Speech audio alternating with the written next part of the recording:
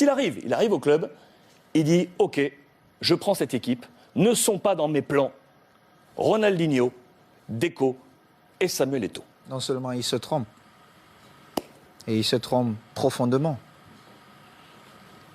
Mais déjà, bon, vous connaissez ce business de la presse, les télévisions, il y a souvent des enfants qui sont beaux, d'autres qui le sont moins. Et moi, j'ai toujours été l'enfant qui était moins beau.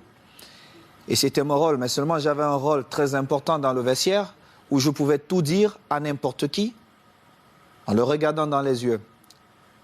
J'ai une blessure au ménisque, je prends 7 mois et je décide d'aller faire ma rééducation dans ma maison à Majorque. C'était une erreur parce qu'à ce moment-là, il n'y avait plus le dialogue. Et quand vous avez un vestiaire comme celui du Barça avec des grands joueurs qui ne peuvent pas se parler, il y a un souci. Parce que la force du Barça, c'est que c'était un groupe de jeunes qui aimaient s'amuser ensemble. Quand on rentrait dans un stade, on voyait qu'il y avait une certaine complicité. On partageait plus que des entraînements, plus qu'un match de football. On se retrouvait pour dîner, on se retrouvait pour danser, on avait nos petits secrets. Et tout ça, quand je reviens, était mort. Et comme j'aime souvent dire les vérités, et pour moi, toute vérité est bonne à dire, évidemment, ce jour, Ronny se trompe parce que c'était le match, mon retour, c'était face à la Real Sociedad. Franck, qui me prend avant le match, il me dit « Est-ce que tu veux commencer ou tu vas attendre ?» Je lui ai dit « Franck, je préfère jouer les dernières 20 minutes en espérant que le Barça sera en train de gagner 3-0, voire 4. C'est plus facile pour quelqu'un qui a fait 7 mois sans jouer. » Mais malheureusement, ce n'était pas ça. Franck fait 3 remplacements et je suis toujours à l'échauffement. Et à un moment donné, je reviens vers le banc de touche et j'ai dit à Eusebio, on a fait 3 remplacements, dont je vais aller m'asseoir. Simple. Moi, je n'étais pas fâché. Je reviens, c'est mon premier match. Je savais que j'allais jouer à n'importe quel moment, je devais jouer. Et Franck, qui va en conférence de presse, et on lui pose une question, mais pourquoi Samuel n'a pas joué? Il dit, oh, moi je ne sais pas, mais je l'ai envoyé à l'échauffement et il n'a pas voulu. Mais pourtant, j'étais à l'échauffement et je suis revenu et il avait fait 3 remplacements. Et Ronny, qui ne parlait pratiquement jamais à la presse, ou quand il passait, c'était le sourire et il partait. Et il sort une petite phrase. Moi, à ce moment-là, je me dis, mais est-ce que ce mec est normal?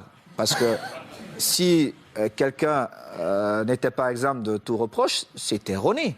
Mais on l'aimait comme ça. Et on le savait. Mais moi, quand je parle souvent à Eden Hazard, je prends l'exemple sur Ronny. Je lui dis, Ronaldinho était le meilleur joueur au monde ou le meilleur joueur de tous les temps. Parce qu'il était incroyablement fort.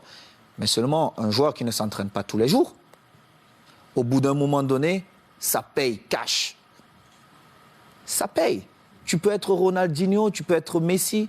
Si tu ne t'entraînes pas, monsieur Eden Hazard, au bout de 2 ans, on t'oublie. Et le football va tellement vite qu'il y aura un autre gamin qui va naître, qui sera encore plus fort. Et c'était ça.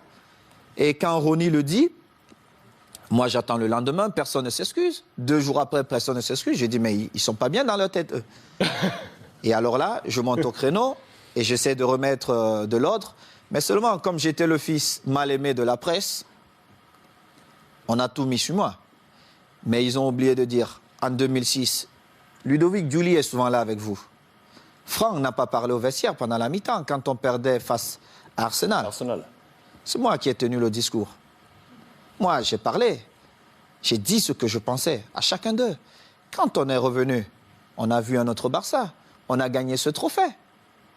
Moi, je m'en fous. Le plus important pour nous, c'était de gagner.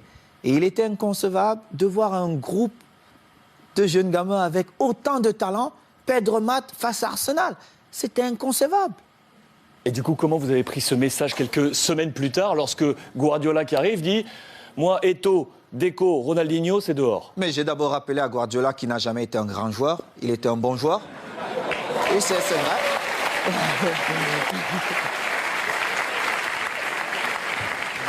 Mais c'est vrai. Je le lui ai dit. Et j'ai rappelé au passage, si c'est le coach Luis qui me le dit, je dis, OK, je ne peux rien dire. Comme joueur, on connaît aussi Pep, mais surtout comme entraîneur, Il n'avait rien démontré pour qu'il arrive dans un vestiaire comme le Barça. Il ne connaissait même pas l'histoire du vestiaire et qu'il se mette à dire certaines choses. Et en plus, ce qui me faisait encore plus mal, c'est qu'ils inventaient des choses que la presse relayait. J'ai eu cette discussion avec lui et j'ai eu une très très belle offre pour aller jouer 6 mois en Ouzbékistan où on me payait 26 millions de dollars. Et dans son bureau, avec Tiki, il me dit « Oh Samuel, ça peut te faire du bien, vas-y. » Et je lui ai dit « Celui qui va te faire gagner, c'est Eto'o. Mais tu viendras me demander pardon. » Et je suis resté à ma place. J'ai continué à m'entraîner, nous sommes allés aux États-Unis. Et nous étions à Houston, dans le vestiaire. Il dit avant le match, « Ok, nous allons changer de dossard. » Oh, tout le monde dit « Oh, c'est l'entraîneur qui le fait maintenant, c'est surprenant. » Et il dit « Titi, tu vas prendre le numéro 9 de Samuel. » Titi Henry. Oui, Titi Henry, tu vas prendre le numéro 9. Et Titi était bien content. Et Eto'o portera le 14. Tout le monde était surpris. Et c'était un manque de respect total. Et je ne pouvais pas l'admettre. Parce que j'avais quand même écrit une belle histoire, même si elle devait s'arrêter là, au Barça. J'avais beaucoup fait pour le club. Que ce soit dans les stades, mais surtout en dehors du stade. En dehors du stade. J'ai toujours été là pour tous mes coéquipiers, pour tous les clubs.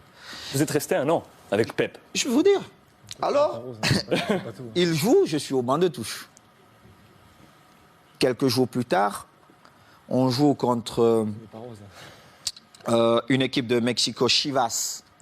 Chivas. Et il a le malheur de me donner 20 minutes. Et je crois qu'il pouvait se tirer une balle dans la tête. Et les 20 minutes, je marque 3 buts. On revient à New York contre Red Bull. Bon, il se dit, bon, voilà. Il me renvoie dedans. Je marque encore 3 buts. Il était obligé de convoquer une réunion. Mais comme il n'a jamais eu le courage de me dire les choses en face, il est passé par mes coéquipiers. J'étais en train de dîner. Et le délégué vient, Carlos Nava, il me dit, viens, j'ai une surprise pour toi. Moi, j'étais pressé. Je me disais peut-être c'est Beyoncé qui m'attendait.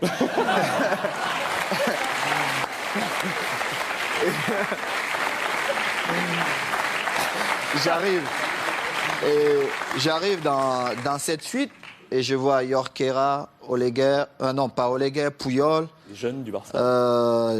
Léo, André, Xavi et surtout Victor, qui est l'un de mes meilleurs amis. Et Victor Valdés. Victor Valdés. Et je vois Pep qui est au fond. Et mon visage change. Parce que j'étais très agressif quand je voyais Pep.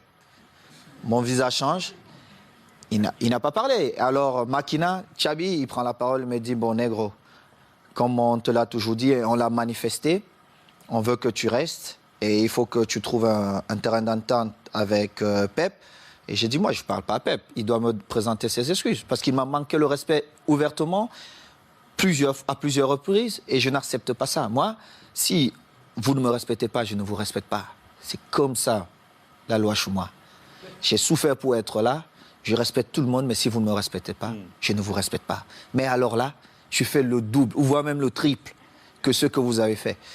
Et Pep, il parle un peu en catalan, tout ça, il trouve un peu des phrases difficiles. Et on commence la saison. J'ai parlé 2 fois à Pep. 2 fois. Une fois, c'est parce qu'il me demandait d'aller parler à Yaya Touré qui ne voulait rien savoir de lui. Et une autre fois, c'est parce qu'il voulait me donner des leçons, comment un attaquant devait bouger. Je lui ai dit, mais Pep, tu as été milieu de terrain, tu n'as pas été un grand attaquant. Moi, je marque mes buts comment? Ce mouvement ne devait pas se faire comme ça. Et en plus, on était à l'entraînement. Et moi, j'ai fait un jeu sans ballon pour créer un espace pour Messi qui venait. Et en plus, Léo marque. Il me dit, non, il fallait faire. Je lui ai dit, mais toi, t'es pas normal, toi. En fin de saison, je marque, je crois, 35 buts. Et je marque le but qui nous permet de prendre l'avance face à Manchester à Rome.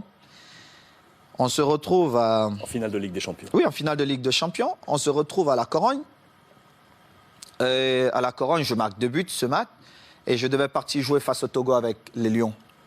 On a un dîner bien arrosé. Moi, je ne bois pas. Mais tout le monde s'est lâché un peu.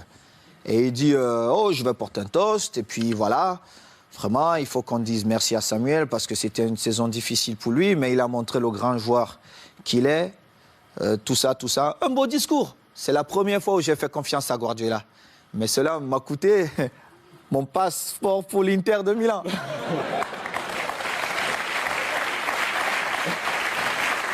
Et du coup, quand vous l'avez croisé ensuite à l'Inter, parce que vous l'avez croisé, on a une belle photo de vous en poignée de Regardez main. mon visage. Parce que Guardiola, il m'a vu dans le tunnel. Est-ce qu'il m'a salué dans le tunnel? Il ne m'a pas salué dans le tunnel. Il a vous a attendu salué? là où il y avait tous les caméras. Moi, quand il a regardé le visage de Thierry Henry, ça dit tout. Parce qu'ils ont vu la scène. On était tous dans le tunnel.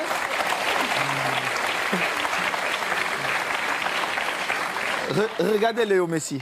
Regardez le visage de Léo Messi. On était tous dans le tunnel.